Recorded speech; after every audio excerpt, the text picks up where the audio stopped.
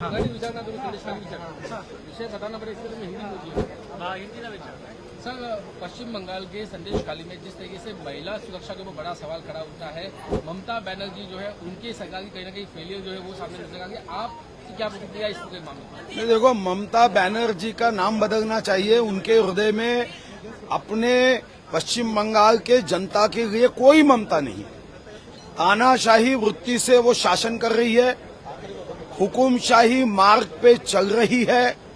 जब border security force ने भी वहां अपने रिजर्व सिक्योरिटी फोर्स के लिए जमीन मांगी तो जमीन को भी नकार दिया गया। बांग्लादेश से और बाकी जगह से रोहिंग्या आना चाहिए और अपनी सत्ता कायम रहनी चाहिए। कुछ तुष्टीकरण की राजनीति से वहां का हिंसाचार यह हमारे लिए बड़ा चिंतनीय है। मुझे विश्वास है कि तानाशाह के दिन बहुत ज्यादा दिन नहीं चलते।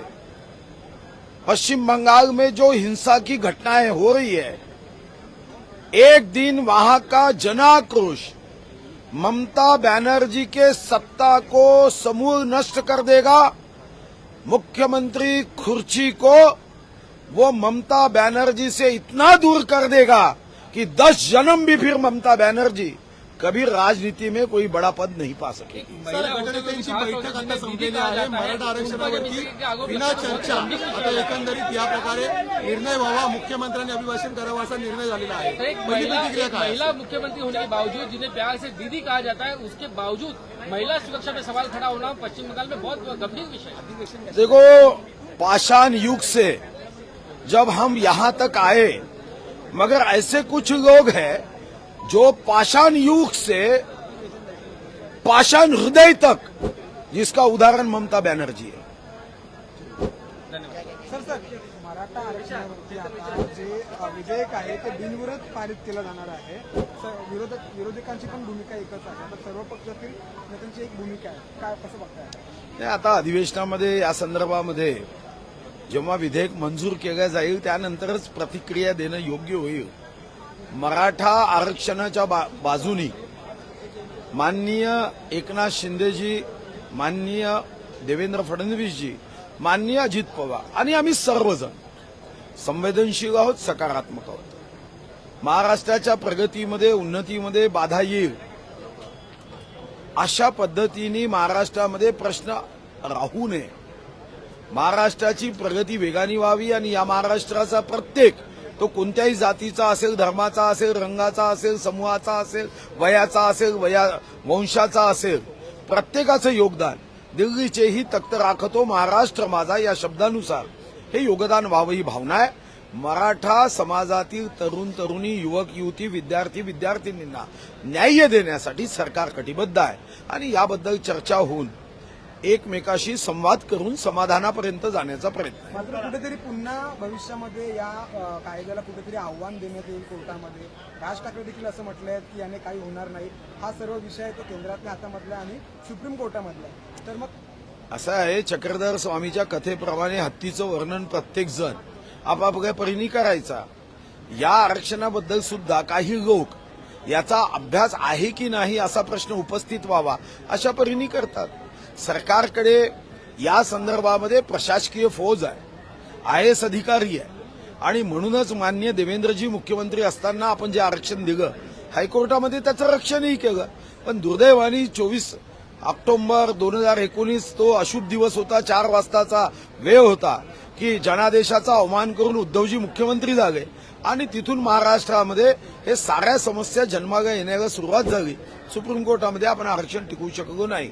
याला खरं तर उद्धवजी मुख्यमंत्री असताना हे टिकवलं असतं तर हा प्रश्न उपस्थित झाला नसता। शेवटचा एक प्रश्न, रोहित पवार यांनी भाजपवर टीका केली आहे। ते असं म्हटले की भाजप हा मित्र पक्षांना संपवणारा पक्ष आहे। आता आगामी लोकसभा निवडणुकीमध्ये महायुतीचा फॉर्म्युला ठरला आहे, ज्यामध्ये भाजप 32, शिवसेना 12 आणि अजित पवार गटांना 4 जागा दिल्या जाणार आहेत। त्यावरून कुठेतरी रोहित पवारांनी टीका केली की भाजप हा मित्र पक्षांना संपवणारा पक्ष असं आहे। टीका त्यांनी केली याचं कारण त्यांना शरद पवार साहेबांच्या गुडबुकमध्ये जायचं आहे। पण माझा अनुभव गेल्या काही वर्षातला आहे, जे जास्त टीका करतात ते नंतर भाजपचा झेंडा हाती घेतात आणि विश्वगौरव नरेंद्र मोदींच्या नेतृत्वात देशाची चिंता करतात. त्यामुळे रोहित पवार जेवढी जास्त टीका करतील याचा अर्थ ते भविष्यामध्ये भारतीय जनता पार्टीच्या मार्गावर येतील याच्याबद्दल माझ्या मनात शंका नाही. आणि तुम्ही गेल्या 4-5 वर्षामध्ये सारे टीव्ही चॅनल्समध्ये ज्यांनी ज्यांनी टीका केली ते नंतर आमच्या पक्षाच्या सोबत आगेत हा अनुभव तुम्ही घेतला आहे. आणि मला नावं घ्यायला जाऊ नका. आणि अनेक लोक त्या मार्गावर आहे. अजूनपर्यंत आम्ही आमचा दरवाजा काही लोकांसाठी उघडलेला नाही. तुम्ही ऐतिहासिक निर्णय घेतलेला आहे. दानपट्टा हे राज्याचे शस्त्र म्हणून आता घोषित झालेलं आहे. मात्र सर्वसामान्यांपर्यंत हे पोहोचण्यासाठी काय वेगळी योजना? साधारणतः अनेक योजना आम्ही करतो आहे आणि शिवभक्तांचा आणि विशेष करून महाराष्ट्राच्या जनतेच्या शुभकामना आमच्या या सर्व प्रकल्पाच्या पाठीशी उभ्या आहेत. आपल्याला माहिती आहे की आता ब्रिटनमधून सुद्धा 4 मे ही तारीख निश्चित झाली. ब्रिटनमधून वाघनक येण्याच्या दृष्टीने 4 मेला वाघनक पाठवण्याच्या दृष्टीने त्यांनी आता आम्हाला लेखी सर्व ब्रिटन सरकारच्या अनुमती घेऊन आम्हाला पत्र पाठवलं आहे. दानपट्टा हे राज्य सशस्त्र करण्याचा निर्णय यासाठी घेतला की हा दानपट्टा हे आमच्या पराक्रमाचं प्रतीक आहे, आमच्या वीरतेचं प्रतीक आहे. छत्रपती शिवाजी महाराज असतील, जर आपण विधानसभेमध्ये छत्रपती शिवाजी महाराजांचं तैलचित्र बघितलं ते एका हातामध्ये तलवार आहे आणि दुसऱ्या हातामध्ये दानपट्टा आहे. एवढंच नव्हे तर रशियात, अमेरिकेत किंवा अनेक संशोधकांच्या पुस्तकामध्ये मराठ्यांच्या या वैशिष्ट्यपूर्ण शस्त्राबद्दल नोंदी केलेल्या आहे. हा दानपट्टा आमच्या मराठ्यांच्या युद्धनीतीतलं एक महत्वाचं शस्त्र आहे, ज्याचा वापर सर्वात जास्त महाराष्ट्रात केला गेला. बाजी प्रभू देशपांडेने सुद्धा इतक्या वेगाने हा दानपट्टा फिरवला आहे की यम येण्याच्या अगोदरच त्या औरंगजेबाची सेना ही समाप्त व्हायची.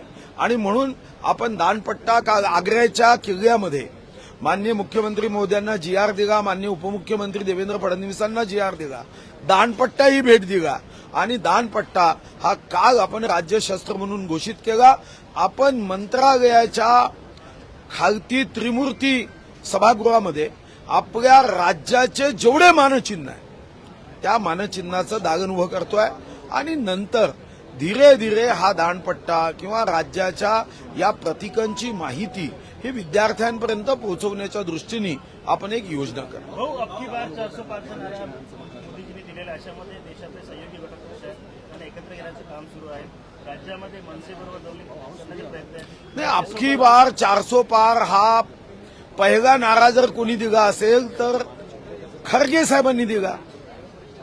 आणि नंतर लोकसभेत, राज्यसभेत भाषणात मोदीजींनी सांगितलंय की आम्ही तर म्हणतोच आहे अबकी बार, पण खरगे साहेबही 400 पार म्हणताय. तो व्हिडिओ तुम्ही व्हायरल झाला. खरगेंनी 400 पार सांगितलं आहे. तर खरगेंची इच्छा पूर्ण करण्यासाठी या देशातला राष्ट्रभक्त, देशभक्त कार्यकर्ता 13 वैभव अमर रहे मा हम दिन 4 रहणार है या भावनेनी 370 भारतीय जनता पार्टीचे आणि एनडीएचे मिळून 400 पार हा संकल्प आहे. आणि या संकल्पाला हा नम्रतेचा संकल्प आहे, हा उन्मत्तपणाचा नाही. पण अबकी बार 400 पार यासाठी प्रचंड प्रयत्नाची पराकाष्ठा भारतीय जनता पार्टी व एनडीएच्या कार्यकर्ते करणार आहे. आणि त्यासाठी 2 दिवस आमचं दिल्लीत अधिवेशन येईल. अशा परिस्थितीत मनसेची साथ लागली तर नाही, आता यावर मी छोटा कार्यकर्ता आहे. कोणी साथ द्यायची नाही, कोण कधी पक्षात येईल याच्याबद्दलचं तर आमचं नेतृत्व निर्णय करते.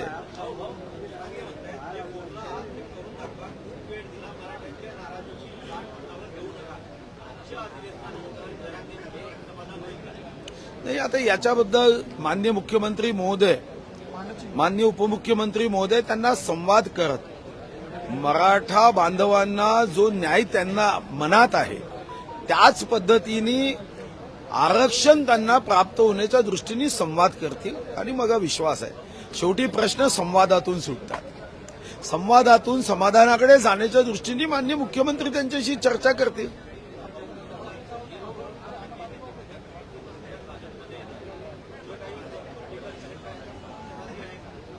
आता रोजच तुम्ही बघत आहात मध्य प्रदेश काय, कर्नाटक काय, आंध्र प्रदेश काय, प्रत्येक राज्यामध्ये आज ज्या पद्धतीने काँग्रेसमधले अतिशय मोठे नेते, तुम्ही बघितलं असेल पूर्व राष्ट्रपती प्रणव मुखर्जी यांच्या कन्या शर्मिष्ठा मुखर्जी यांनी काय भाष्य केलं. आपण बघितलं असेल पूर्व प्रधानमंत्री नरसिंहरावजी यांच्या सुपुत्रांनी काँग्रेसबद्दल काय भाष्य केलं. मी जर नावं सांगायला सुरुवात केली तर काँग्रेसमध्ये गुलाब नबी आझादापासून अनेक असे नेते आहेत की जे भारतीय जनता पार्टीच्या विचाराच्या सोबत प्रत्यक्ष अप्रत्यक्ष आपल्या शब्दातून पाठिंबा व्यक्त करतात. ज्योतिरादित्य सिंधिया आमच्यामध्ये आले. आपण महाराष्ट्रात घेतलं तर आदरणीय विखे पाटील, आदरणीय हर्षवर्धन पाटील, आदरणीय इतके वर्ष जे पीडब्ल्यूडी मिनिस्टर होते त्यांनी आपला मुलगा रणजित सिंग पाटील, मोहिते पाटील आमच्यासोबत आहे, नारायण राणे आमच्यासोबत आहे, आमदार नितेश राणे आमच्यासोबत आहे. मी अशी अनेक मोठी यादी सांगू शकतो की ज्या काँग्रेसच्या नेत्यांनी, आणि नुकतंच अशोक चव्हाणजी आले, हे यासाठी नाही आले की भारतीय जनता पार्टीमध्ये आपल्याला सत्ता प्राप्त होईल. मग असा विचार केला तर हर्षवर्धन पाटलांना तर आम्ही अजूनही काही दिलं नाही. पण देश कोणाच्या हाती सुरक्षित राहील, देशाचा गौरव कोण वाढवू शकेल. राहुल गांधीजी ज्या पद्धतीने समाजामध्ये दुही भेद निर्माण करण्याचं काम करतात, पत्रकार परिषदेमध्ये जाती विचारतात, तर आम्ही कुठं आहोत. मणिपूरमध्ये भारत मातेचा मृत्यू झाला असं सांगतात. एक माईच्या गालची ताकद आहे का भारत मातेचा मृत्यू करण्यासाठी. जब तक सूरज चांद रहेगा नहीं, जब तक सूरज चांद नहीं भी रहेगा, मेरा भारत वैसे ही रहेगा. अशा पद्धतीने अमेरिकेत जाऊन देशाची निंदा करणारे राहुल गांधीजी यांच्यासोबत काम करणं हेच गैर आहे. मात्र सुधीर भाऊ, ज्या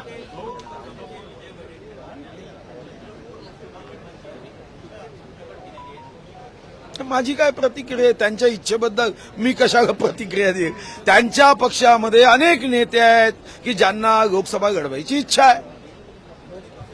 हो, पण त्यांच्या इच्छेला माझा काय, माझी इच्छा तरी प्रतिक्रिया देईल का. त्यांच्या इच्छेवर मी कशाला प्रतिक्रिया देऊ. त्यांच्या इच्छेवर मी प्रतिक्रिया देण्याची आवश्यकता नाही. जनता जी प्रतिक्रिया देईल ती सराखोबर. गरजा हिंदुस्तान चॅनलला सबस्क्राईब करा आणि ताज्या घडामोडी जाणून घेण्यासाठी बेल आयकॉनवर प्रेस करा.